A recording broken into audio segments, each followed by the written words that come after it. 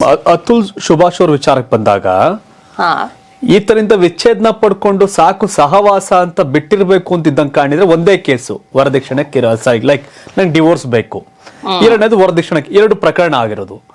ಆದ್ರೆ ಈತನಿಗೆ ಕಾಟ ಕೊಡಬೇಕು ಅಂತಾನೆ 9 ಪ್ರಕರಣ ಆಗ್ತಂಗೈತಿ. ಎಸ್ ಒಂದ್ಮೇಲೆ ಏನಾಗತ್ತೆ, ಯಾಕೆ ಹಾಕ್ತಾರೆ ಅಂತಂದ್ರೆ ಈ ತರದ್ದು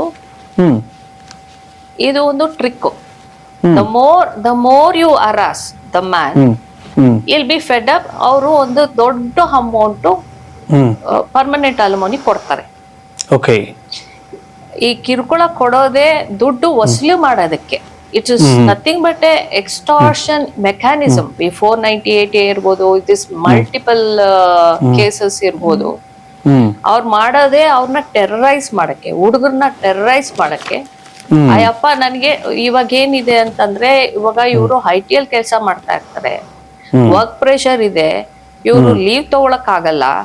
ಅಲ್ಲಿ ಅವ್ರು ಹಾಕೋದೇ ಕೇಸು ಎಲ್ಲಂತಂದ್ರೆ ಅವರು ಎಲ್ಲಿ ವಾಸವಾಗಿರ್ತಾರೋ ಬಾಯ್ಸ್ ಅಲ್ಲಿ ಹಾಕೋದಿಲ್ಲ, ಎಲ್ಲೋ ಹೋಗಿ ಬೇರೆ ಕಡೆ ಹೋಗಿ ಹಾಕ್ತಾರೆ. ಅಮ್ಮನ ಮನೆ ಹೋಗ್ತಾರೆ.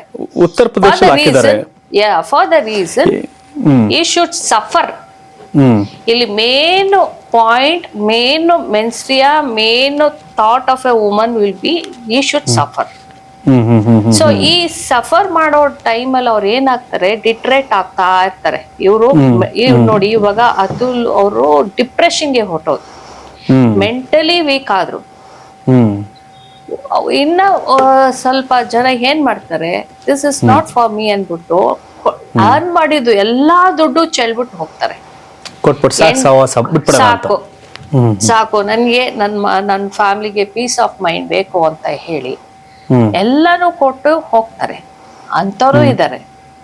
ಇನ್ನ ಸ್ವಲ್ಪ ಜನ ಏನಾದ್ರೂ ಆಗ್ಲಿ ನಾನು ಫೈಟ್ ಮಾಡ್ತೀನಿ ಅಂತ ಒಂದು ಪರ್ಸೀವರೆನ್ಸ್ ಅಲ್ಲಿ ಹೋಗ್ತಾರೆ.